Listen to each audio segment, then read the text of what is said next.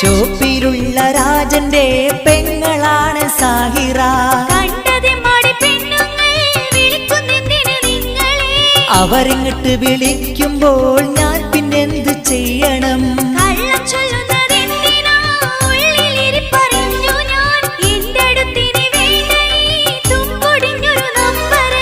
എന്റെ പൊന്നു സാഹിറ വെറുതെ പറയുന്നെന്തിനാ?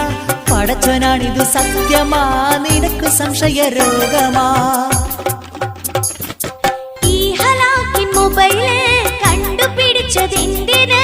സമാധാനം കെടുത്തുവാൻ മുടിഞ്ഞു പോകണ സാധനം. മിണ്ടാണ്ടിരിയ സാഹിറ, മണ്ടത്തരം പറയല്ല. നീ കരുതും പോലിത് ലവും മറ്റതുമല്ലടേ.